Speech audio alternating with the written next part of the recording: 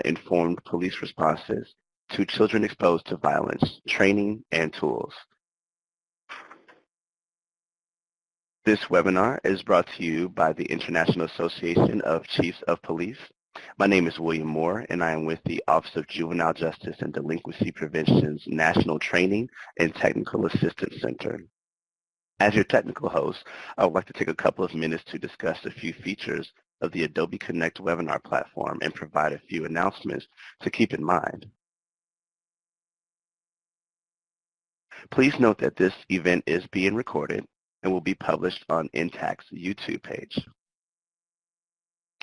The webinar recording will be archived and on the National Training and Technical Assistance Center's YouTube channel, where you can also view past webinars. For the event transcript and other supporting materials, please contact the OJJDP NTTAC Help Desk. To download a copy of the PowerPoint slides and other important documents, you may do so by locating the handouts pod directly above the chat area. Here you'll also find an FAQ for webinar participants that will likely address any technical related questions. Click on the file name and then click the download button. During today's webinar, presenters will address questions during our Q&A segment. Please type in your questions into the chat box as they arise.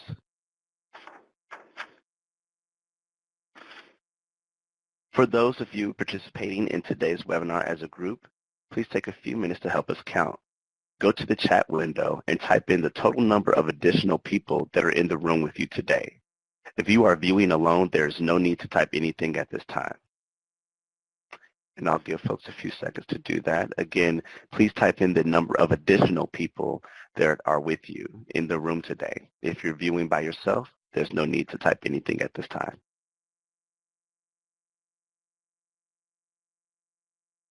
Following today's webinar, attendees will be sent a certificate of attendance. This certificate is sent approximately 1 hour following the conclusion of today's event and is sent via an Adobe Connect thank you email. Please keep an eye on your email for your certificate. Please note that only participants that are registered and signed in will receive a certificate of attendance. And lastly, at the conclusion of today's webinar, you will be provided with a brief link for a brief evaluation. This feedback that you provide will help assist us in future planning and training. And now we'll go ahead and get started with today's webinar. I will now turn over today's webinar to Tiffany Garner. Thank you for joining. Good afternoon. On behalf of the International Association of Chiefs of Police, or IACP, in collaboration with the United States Department of Justice, the Office of Juvenile Justice and Delinquency Prevention, and Yale Child Study Center, welcome to today's webinar entitled Building Trauma-Informed Police Responses to Children Exposed to Violence, Training and Tools. Before we get started, I'd like to introduce our presenters for today. We have Luis Casanova, Assistant Chief of the New Haven Police Department, and we have Dr. Stephen Marin, Director of the Childhood Violence Trauma Center at Yale School of Medicine. I will share a little bit about their bios. So first, we'll start with Luis Casanova. He's currently the Assistant Chief at the New Haven Police Department. Assistant Chief Casanova began his career in the Department of Corrections, then he joined the New Haven Police Department in 1996. Prior to his current position, Assistant Chief Casanova oversaw the Patrol Bureau, where he was responsible for all uniformed officers, managing officers working in the Patrol Division, Animal Shelter, SWAT, Emergency Services, and Hospice Negotiation.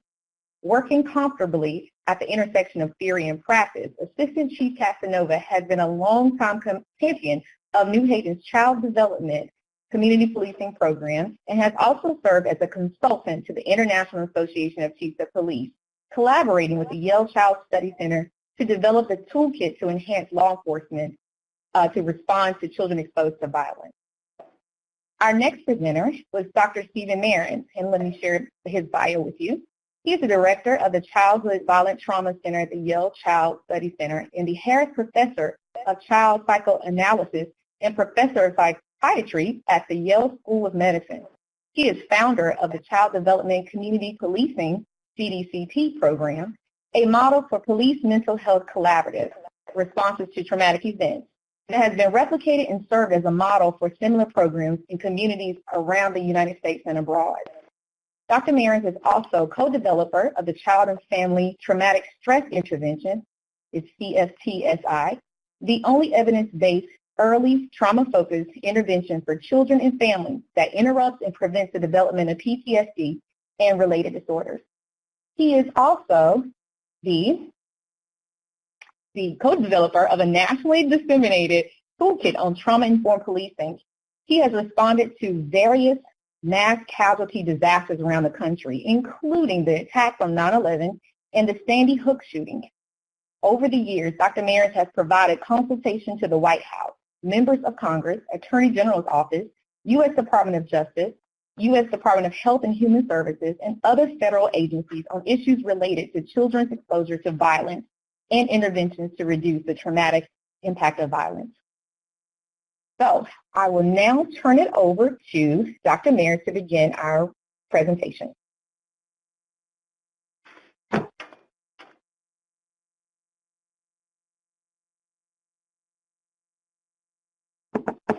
So to begin with, we're going to start by talking about really the scope of the problem of children exposed to violence. And some of you, or many of you, may be familiar with the National Survey of Children Exposed to Violence, a collaboration between the U.S. Department of Justice and colleagues at University of New Hampshire, amongst others. And it's really quite stunning when we realize that just in the last year, 1 in 3 children report having been physically assaulted. 5% of children reported being sexually victimized within the previous year. 15% suffered some form of maltreatment. Nearly 1 in 4 children reported witnessing violence in their homes, schools, and communities. Almost 1 in 10 children reported seeing a family member assault another. These are really quite staggering numbers. It's especially important to realize that there are implications of this exposure. For example, children exposed to domestic violence are 158% more likely to be victimized by violence themselves than counterparts from nonviolent households. The risk was 115% higher for boys, and perhaps not surprisingly, 229% higher for girls. We also know that exposure to violence in early childhood is associated with higher risk for physical aggression, delinquency, and violent behavior in adolescence. And again, not so surprising, traumatic childhood events have been documented, and we're talking significant traumatic events, been documented in the histories of nearly 99% of juvenile delinquents. More than 70% of adolescents receiving treatment for substance abuse had significant histories of trauma exposure, and almost 50% of teen mothers report childhood sexual abuse. When we think about the ACEs, the adverse childhood experiences, we see that the more ACEs, adverse experiences that the child has, the greater the likelihood of increased risk for longer-term health problems. So when we think about trauma, which is often an overused term, we're actually talking about an experience that's unlike any other. This is not just about being anxious. This is actually psychological trauma, as seen as an injury, occurs when there's an overwhelming, unanticipated danger that leads to the experience of helplessness and the reality of loss of control and what we call terror. We know that in these circumstances, there's an immobilization of our usual typical methods of decreasing danger and anxiety, that is, fight or flight. In fact, what we see in a traumatic situation is freezing, immobilization. And we know actually a great deal about the neurophysiologic dysregulation that compromises the way we're able to feel, think, and act in response to the world around us. So when we think about the brain and the particular characteristics in the traumatic situation, I wanted to just point out two areas. You'll see the dorsolateral prefrontal cortex and the amygdala. And we know that in normal circumstances, the prefrontal cortex helps to actually control the activities of the amygdala, which we think of as the site of our emotional responses, the chemistry of our emotions. And we know that in turn, when there is an impact from our emotional center, the amygdala, the prefrontal cortex helps to sort things out, to keep things ordered, so that we're able to think straight even when there's an increased amount of distress. All one needs to think about is getting ready to go away on vacation and feeling both excited and a little worried that you're going to forget something, and sitting back or sitting down and making a list. And immediately when we have that list in front of us, we feel in better control, especially when we're able to check off the items on the list. Imagine what happens in the traumatic situation where this conversation between the decision-making part of our brain and the emotional part of our brain is disconnected. This is what occurs in a traumatic situation, in which our ability to think, order, and organize our experiences is disconnected from the emotional center. There is a kind of flooding that then disables our ability to organize our thinking, our perceptions, and severely compromise our plans of action and reaction. We know that without recognition, support, and treatment, early traumatic reactions can persist and result in long-term negative outcomes. And these can lead to a variety of emotional, behavioral, social, and psychiatric consequences. They include attachments and relationship problems, PTSD, school failure, suicidal behaviors, anxiety disorders, mood disorders, not surprisingly substance abuse that often follows these as an attempt to self-medicate to reduce the experiences of overwhelming ongoing distress. We know that the long-term consequences can include turning from the passive victim of exposure to violence into becoming an active perpetrator of violent and abusive behaviors. We also know, as we suggested earlier, that untreated, unrecognized traumatic reactions can lead to long-term chronic health issues as well, and to personality disorders that actually limit who we can become as we move forward in our development. We also know that there are phases of traumatic reactions. Trauma is not just one thing, that in fact our trauma reactions are divided into immediate acute responses from within moments to the first 24 or 48 hours of a traumatic event, peritraumatic phase event, symptoms that can occur up to 3 months after the original traumatic event, and then chronic PTSD and related disorders that occur and set in after 3 months, 2 to 3 months after the original event. And there's also what can sometimes occur, which is a delayed onset, where someone seems to be doing well and then 6 months later develops really quite significant symptomatology that interferes with their functioning, their happiness, and their abilities to feel in charge of themselves. Now, we know that there are risk and protective factors that determine the outcome of our traumatic experiences. And they are the failure to recognize post-traumatic distress and the absence of social and family support. In other words, in the absence of the recognition of post-traumatic distress by others, in the absence of social and family support, children who are exposed to potentially traumatic events are at greatest risk for failures of recovery.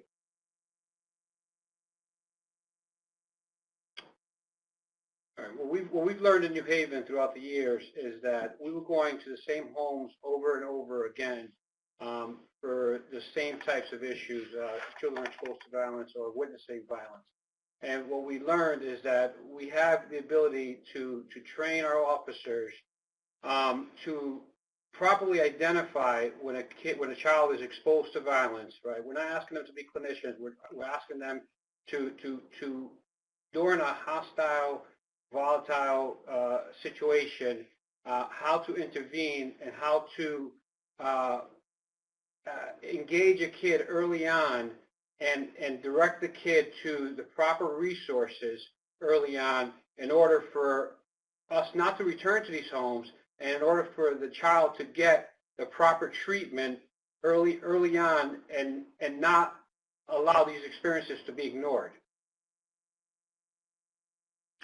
So one of the things that we could add is that going back to the sheer numbers, which we all may be overwhelmed by, the more we know about the phenomena of unrecognized, untreated trauma, the better position we're in to recognize where we can intervene. And so what Chief Casanova was just referring to is that police not only become a resource for making referrals, but in their response, their trained and supported response to children and families, they often play the most critical role in actually being the eyes and ears, the picture of authority that actually pays attention to what is going on for the victims of the events to which police are responding. And so we have an opportunity to actually change the math of outcomes, that instead of failures of recovery, with early identification, early intervention, and support for recovery, we have a greater likelihood that children and families who are at greatest risk for both the short-term suffering and longer-term negative outcomes, we have an alternative, and that is the possibility for recovery. And how police officers are protective factors. We were instrumental in reestablishing order through calm, authoritative, purposeful presence and actions. You're going to jump in? And again, I think that often officers use their authority in all sorts of ways all the time. And it's why often over the many years that we've worked together, when Chief Casanova talks about what the clinicians bring, we always get into an argument, a friendly argument, about the essential role that police play in stepping in when prefrontal cortex activities are compromised. In fact, as authorities, police are in the best position to offer an organizing function that for any of us who've been through a traumatic experience knows is not available when we're most overwhelmed by the events to which police are required to respond.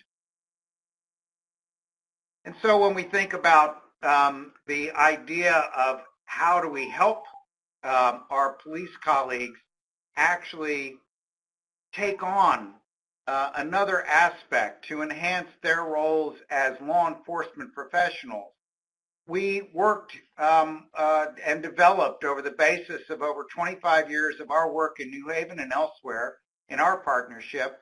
We took what we've learned about the essential role and critical role that police can offer in the development of the enhancing law enforcement capacities to respond to children exposed to violence.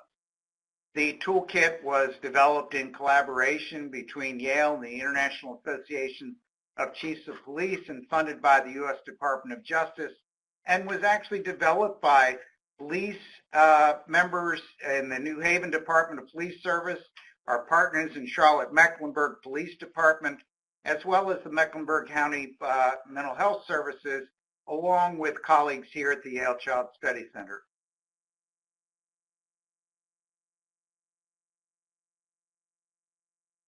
So what we've done is we've actually created tools designed to have the greatest utility in the field.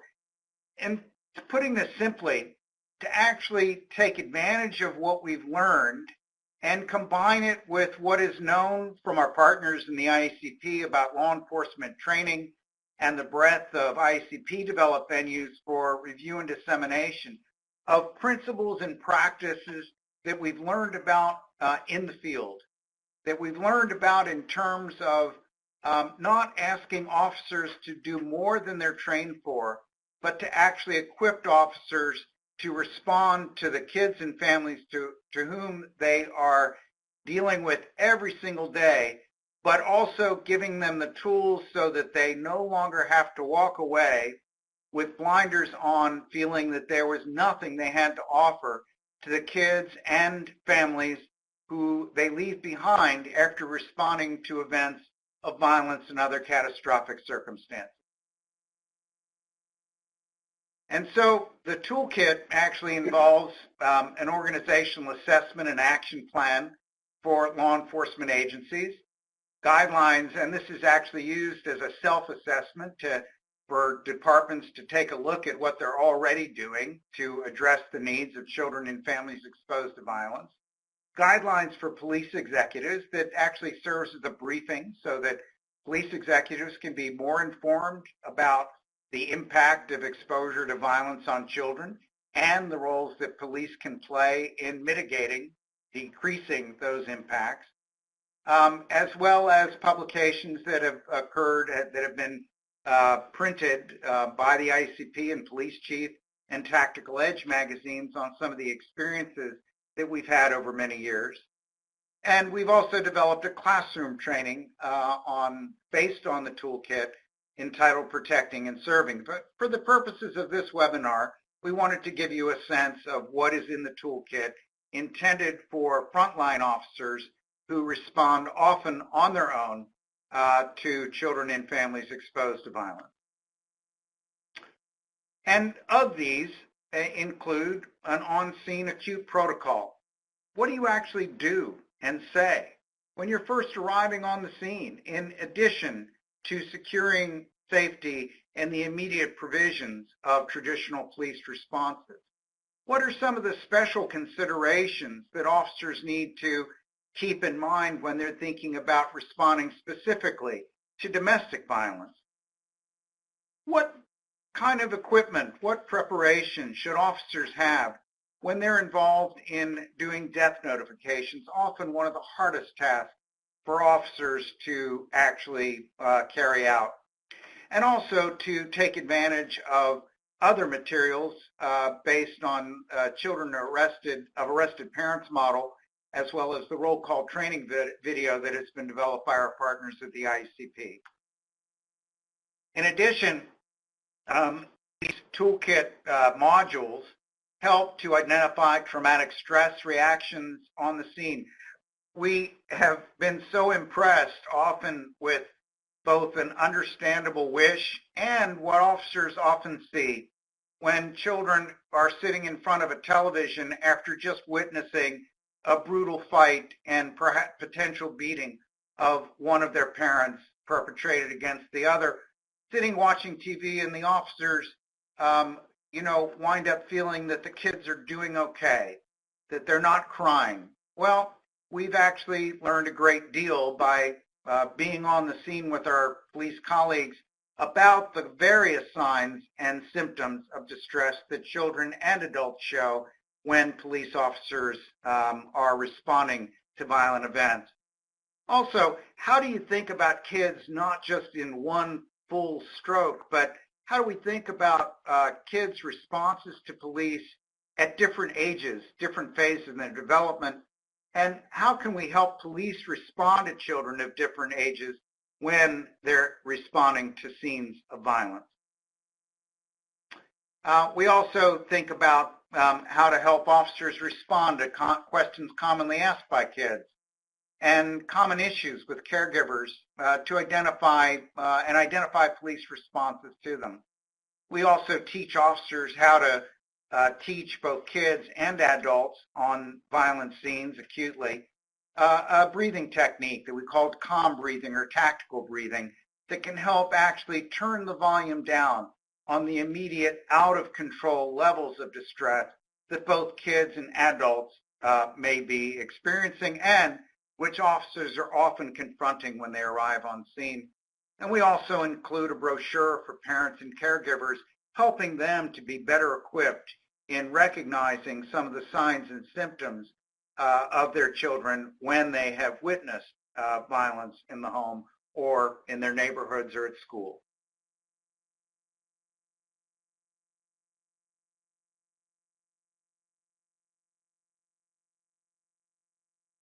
Now I will turn it over to you, Tiffany. Yes, all right. Thank you so much. We appreciate you all's information. And so let's take some questions from the audience. We're opening up, and if you all can just submit some questions in the chat box, questions you have for Luis or Dr. Marin, that would be great at this time. We did have a question earlier on, will this PowerPoint be available? And I think someone had already responded, but I did want to let you all know the PowerPoint is available in the handout box. For you guys to see a handouts box on your screen, you guys can download all of those items for your use. So we open up for any additional questions.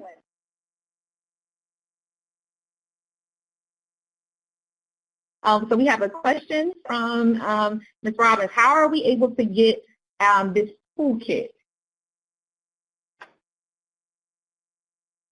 So the best way to get access is you can actually go to the IACP website where it is available online. Tiffany, you may want to add to that, but yeah, absolutely. So if you all can email at cev@viacp.org, and then just let us know that you are interested in the toolkit, and we'll get those to you all. We have another question from Judy Henderson. Are all the standalone tools on your website? It's on IACP's website, yes. Yes. So it's the same. So the same thing. So if you all can go to email us, cv@iacp.org, and we can get you that information, and we'll send you the link to where you can find all those tools. They're all part of the Kathy Lambert. Yeah. Oh, sorry. Go ahead, Dr. Mary. No, I was just going to say all of the modules are part of the toolkit that you'll find online. Yes, absolutely. And Kathy Lambert says, what is the website also that you have behind you? And I take it you're talking about behind me. That's the IACP.org. And that's the organization that we obviously have helped put together the toolkit. So that's what's listed behind me. I know my body's cutting off half of that, but that's what that is. Okay, we have another question here. What are some practical, tangible things we can share with children? Let's see here. Wait a minute. To help them process a traumatic event.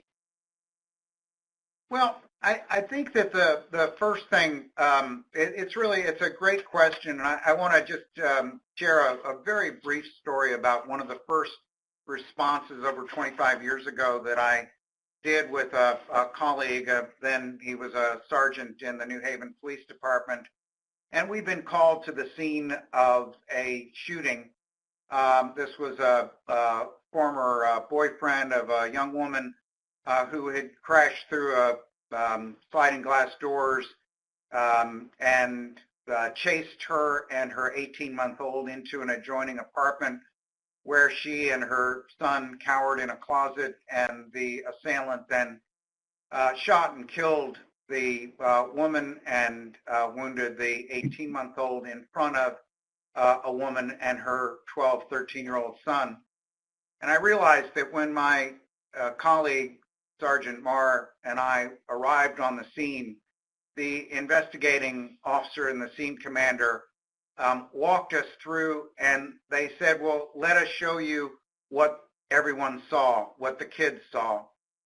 And it would take a while for me to learn that what the officers were telling me was, let us show you what we saw. Let us show you the horrors that we are aware of occurring to the family to whom we are responding. And I think that it's really important for all and any responding serving officer, sworn officer knows about are the innumerable scenes where what they confront is chaos and disorder, and once they have fulfilled their task of securing the scene, they may see a variety of things that is actually behavioral presentations of traumatic distress and dysregulation. So the first order of business is actually being able to pay attention and recognize what you're seeing. That 1,000-yard stare may be the best indicator that the individual who's been impacted is not able to think and act as clearly as they might in normal circumstances. There may be an intense emotional reaction that officers often have to be on the receiving end of, whether it's screaming and yelling in anger or in upset. One of the first things that officers can do once they've established immediate safety and order, that in and of itself is having an enormous impact in turning the volume down on the traumatic overstimulation. The second is being able to recognize that both adults and children may not be able to think straight, and to be able to address the most immediate facts of what's occurring. Who's being arrested? Who's being taken to hospital?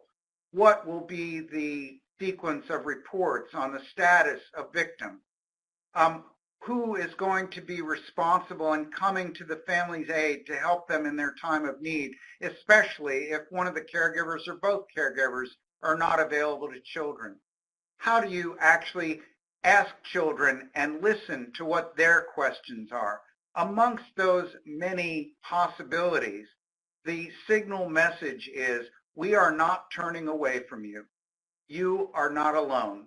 We are going to pay attention, and we are going to try to learn with you what it is you need the most right now, based on what we know about acute traumatic dysregulation.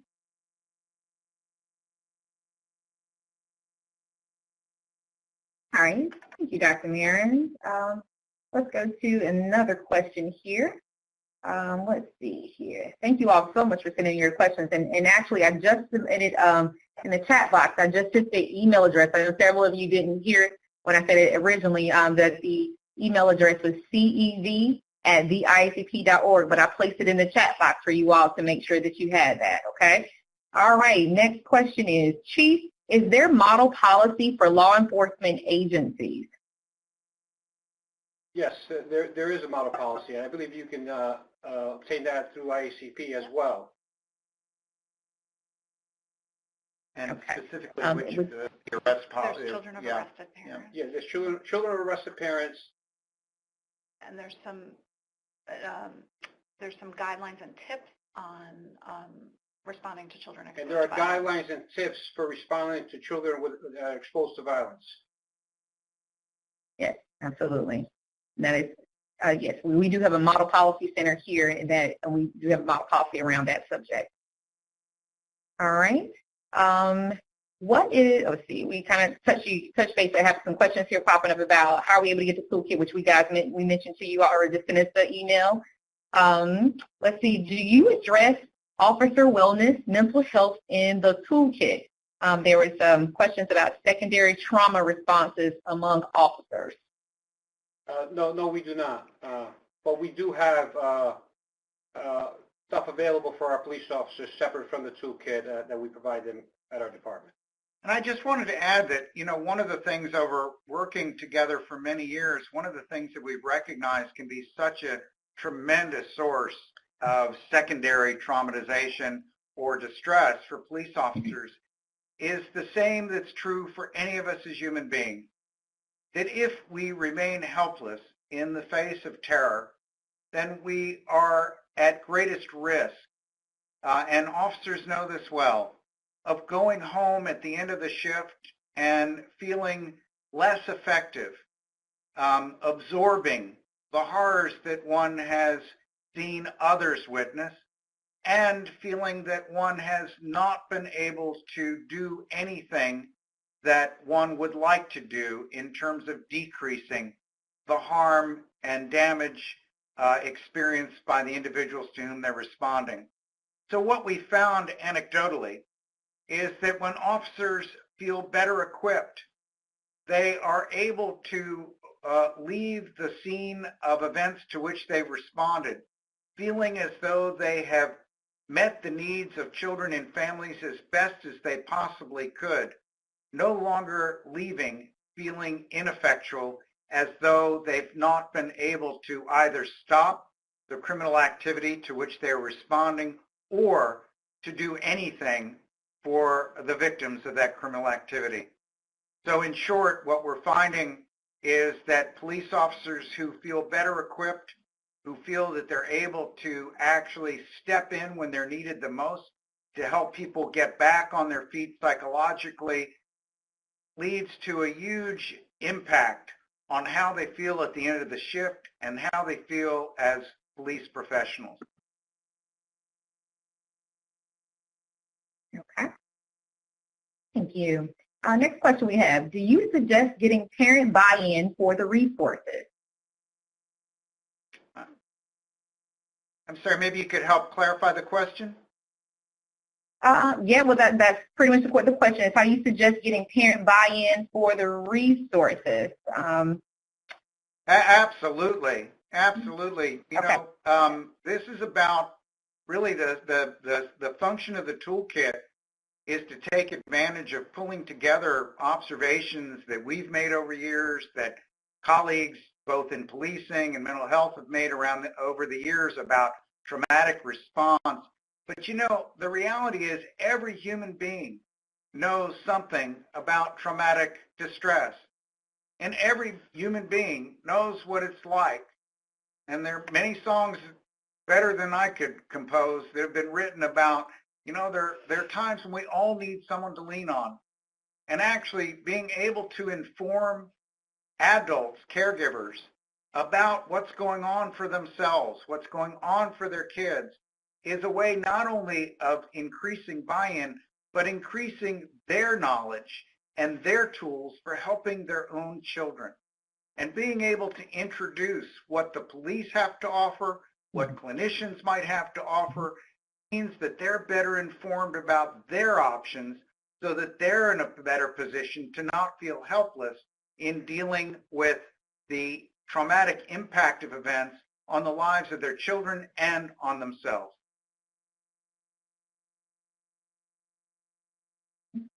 Thank you. Okay, our next question we have, and thank you guys again. You guys are sending some great questions our way. Let's see here. Our next question we have is, all right, how do you handle sharing information regarding children with schools and child protective services in a prompt manner? It's a great question. You know, first of all, in our partnership, as is in any intervention or collaboration like this, this goes back to the previous question. We don't share information, with one exception, we don't share information without caregivers' permission. And this is part of the buy-in. This is not just talking about treating people with respect, it's acting with respect. And so when we talk about being in touch with anyone outside of the family about children, it's for the purposes of helping parents take care of their children. The only exception is when, as mandated reporters, where the children's safety is at risk because of circumstances to which we've become aware. But our work and the work of police officers is to be able to be seen by the community, by caregivers, by kids, as being there for them, which includes being able to engage them in thinking about bringing everyone who can have an impact on children's recovery to the table. But that's with the authority and permission of the people who matter most in children's lives, which are parents and the children's caregivers. Okay. All right, thank you. Okay, next question. Do you do any primary aggressor evaluation at the scene? Yeah, we do. We actually, once we get to the scene and we identify the problems and we separate folks, we do a history on both individuals involved or anyone that's involved in the household to understand their past. So yeah, we do a history on the individuals involved. And just to add to that, when we're working together, and this is something that law enforcement professionals actually know a great deal about, which is there are some people, which goes back to knowing about the primary aggressor, there are some people where, you know, the traditional methods within the criminal justice system need to be utilized better with a better understanding of when external controls are in fact useful not only to potential victims, but to aggressors themselves. And so in our work together, we always want to think about what the history of the primary aggressor is in terms of patterns of behavior, as well as thinking about any remedies that can enhance the safety of potential and existing victims. And in the training that we do that accompanies toolkits for those departments who are interested, so one-day training that are co-led by master trainers from the policing and the clinical side, we go into some detail about how to think about a range of interventions that actually become a combination of police, criminal justice interventions alongside of mental health interventions. All right. We have a question here that says, here in Maryland, we are developing a curriculum to train law enforcement surrounding issues to address the opioid epidemic. And what are the challenges you have faced with the culture of law enforcement and integrating trauma-informed policing? Sorry. Thinking about the introducing trauma-informed policing and the culture of policing. I'm still not clear on the question. You guys need me to repeat it? Yes, please. Yes, okay. All right, so we had someone to submit a question that said, here in Maryland, we are developing a curriculum to train law enforcement surrounding issues to address the opioid epidemic. The question is, what are the challenges you have faced with the culture of law enforcement and integrating trauma-informed policing? In general around, yeah, trauma, that's a great question. Okay, so you know, when you introduce something to police officers, it's sometimes difficult, right? You got to get buy-in. When I first started in law enforcement, I started and I wanted to run and gun. Basically, you wanted to arrest people and you wanted to go after the guns and drug dealers. And it's not until you change not just the mindset, you have to change the heart set of police officers and get them to understand, what did I sign up for? What was, when I signed up to become a police officer, I signed up to help people, right? Running and gunning, going after drugs and guns really doesn't help anyone. When you can change the trajectory of someone's life, and when you can leave a scene fulfilled and accomplished as a police officer, that's helping people. So when you get the police officer to change their heart set, you get them to buy into to helping kids and helping people that are addicted to opioids as well. And the only thing I would add is that, you know, I think what Chief Casanova is referring to is an expanded definition of protecting and serving, so that arrests will always be a part and a central part of policing as our investigations lead to arrests. But I also think that the question of what's in it for me is important for anyone who's doing any job. And I think what's in it for police is the satisfaction of feeling that they don't have to put blinders on to the suffering of the human beings, and particularly kids, to whom they're responding. And when they're equipped They don't have to put blinders on and, in fact, become heroes in real life on the scenes of terrible events that require a police presence. And by the way, from the clinical side, buy-in is also an issue. Can you imagine all of the stereotypes that uninformed civilians, and I'm talking about clinical civilians, have about police? Well, one of the reasons why our partnership has been so successful, because we've been able to learn from each other. And I think one of the most important take-homes for police officers is the critical role that they and only they can serve in the huge number of cases that without police recognition would never receive any help in the midst of traumatic dysregulation. The simple paying of attention to the fact that psychological and physiologic impact of events is part of what they're responding to, and that they have a role to begin the recovery process is an enormous source of satisfaction, as well as a significant way of putting a dent in the huge numbers of failures of recovery that have so often occurred in the wake of traditional policing and clinical services. If I can add to that, I'd like to share a story with you early on in my career. I was a young police officer. I had gone through the Yale Child Study training, but I wasn't completely sold on the idea of employing this type of training in the community. I was dispatched to Yale New Haven Hospital for a child who was sexually assaulted. I'm going to give you a short version, because I know we don't have a lot of time. And it was the last court you wanted to go to as a police officer. I went there, and through the training, we ended up getting these cards on step-by-steps explaining what to do and how to engage our partners at the Yale Child Study. I included them in this claw, stayed in touch with the mother for a number of years. The kid was probably 5, 6 years old, and surprisingly, about 13 years later, I get a call from the mom who asked me to attend a celebration they were having for her son.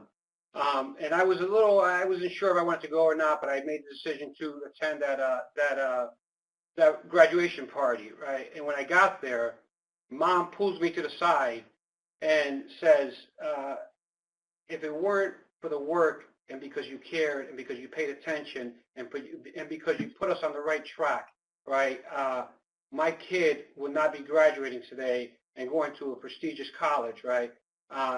So when you hear that from a parent, the fulfillment and the duration of that job satisfaction lasts so much longer than when you arrest someone for a gun or drugs, you know. So the job satisfaction behind being able to change the trajectory of someone's life is immense.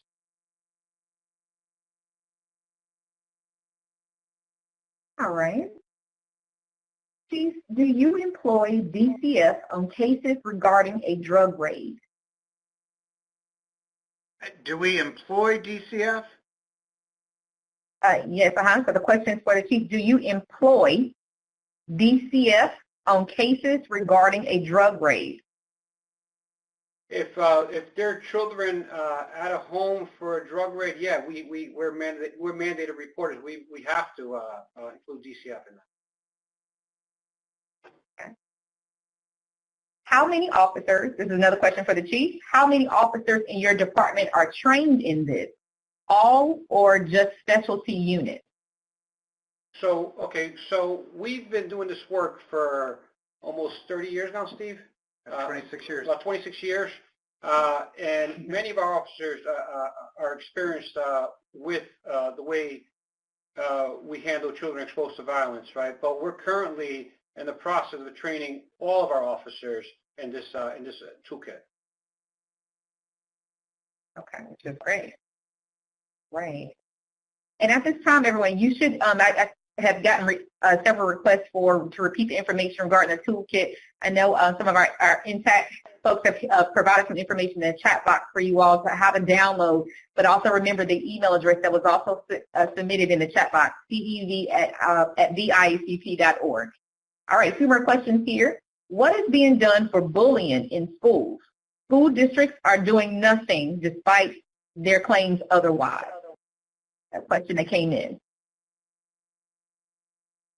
Well, you know that one of the advantages, and my police colleagues know this all too well, that you know there are two pressures. One is when the police are being called by schools to respond to everything and to solve all the problems within the school, which can be an awesome burden. And the other side is not being called when they need to. I think in our community, our police department is actually very well known for working for the community. And so when the police here are seen in New Haven and elsewhere around the country are seen as a resource. And so when there's an issue of bullying, even if a school is not responding in a way that a family would like, you know, community policing is about the community knowing their officers. And so being able to have a relationship, even when there's not been a police response, becomes an enormous resource. The other is that often police are called into situations where bullying may include potential threats, potential assaults, etc. And in this situation, it's an opportunity to actually engage with school officials, with parents, with kids, and with clinical colleagues in thinking about how to best advocate on behalf of a bullied child so that they are never alone as victims to what is inappropriate and damaging experiences in their development. Okay. All right, a few more questions. Has this toolkit ever been used in other countries? If not, is this something you would recommend trying to adapt to other countries, particularly Latin American countries?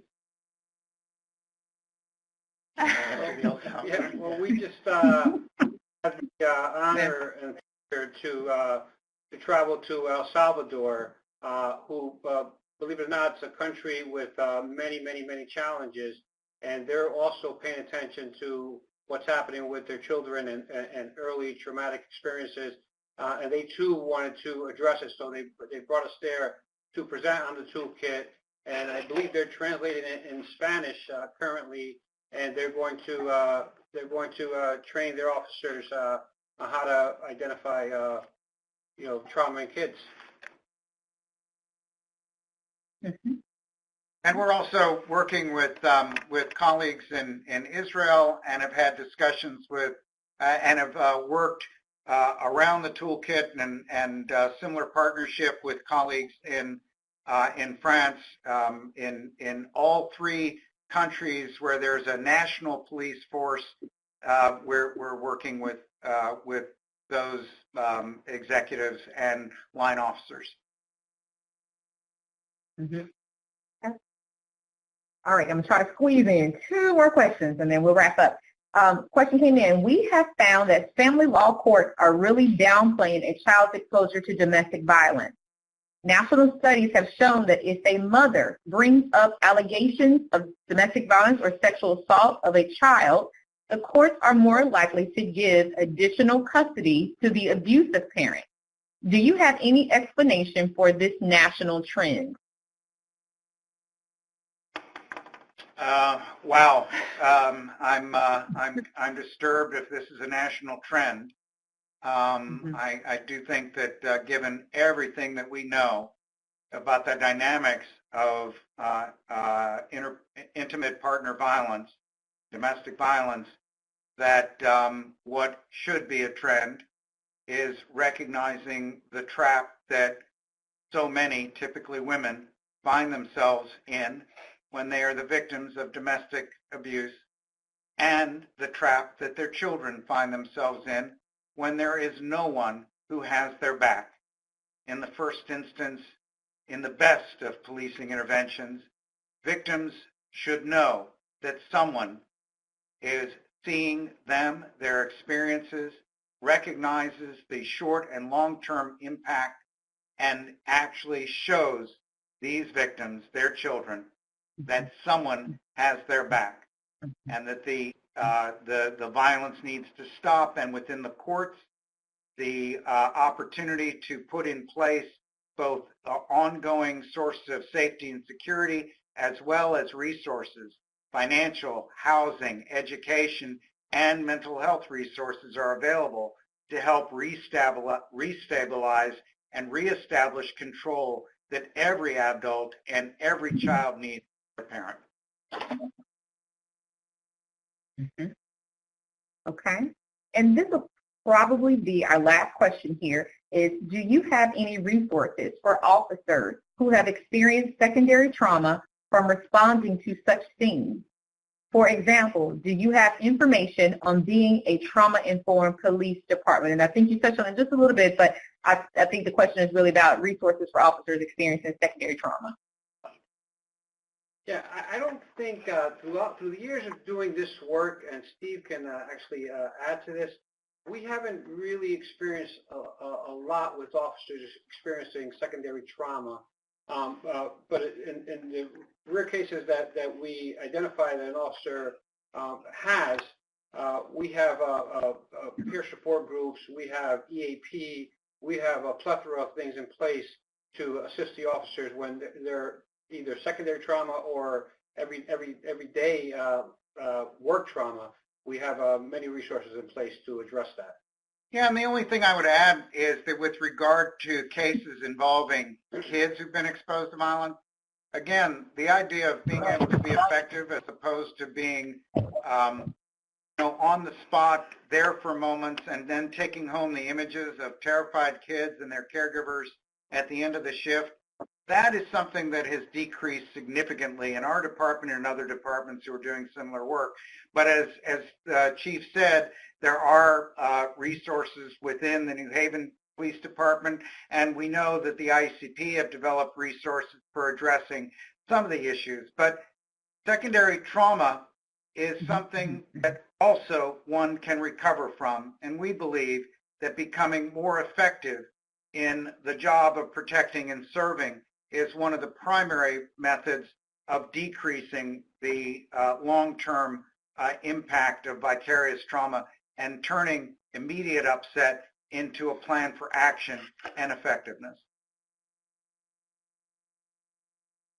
All right. Thank you all so much. Thank you to Mr. Luis Casanova and Dr. Marin for your comments today, and I appreciate you all also for all of your questions. Should you have had a question today that did not go answered, because you all sent us plenty of questions, which we are so thankful for, please email us at cev@theiacp.org. We would absolutely respond to your questions, and then also we will likely send out a form with a lot of missed questions and answers to those so that everyone can have the answers to everything that was asked today. As I said, there were plenty of other questions that we didn't get to, and we apologize for that, but just due to time's sake, we want to be mindful of your time. So thank you all again for everything today, and I will turn it over to NTTAC to wrap us up. All right. Thank you, everyone, and thank you again, Tiffany, and thank you to our presenters as well for a very lively and wonderful webinar today. Just a few housekeeping items that I wanted to depart you all with. Please note that you may contact NTTAC through the website displayed on this slide. You can stay up to date on the latest information by signing up for OJJDP NTTAC TTA listserv. Also, don't forget to check us out on Facebook at OJJDP TTA. You can also contact OJJDP via the help desk by following the contact information on this slide. And do you have a question or a TTA need? Please submit a request for TTA via the OJJDP's TTA 360 platform. You can reach it through the link displayed on this slide. Also, as a reminder to folks, the webinar is being recorded and will be archived on NTTAC's YouTube channel, where you can also view past webinars. For event and transcript and supporting materials, please contact OJJDP TTA Help Desk on the information on this slide. Please take a few moments to read this disclaimer. And lastly, we would appreciate if you could take about 5 minutes to complete the feedback evaluation. Thank you all again for joining us today. Have a great afternoon. Goodbye. Thank you all. Thank you.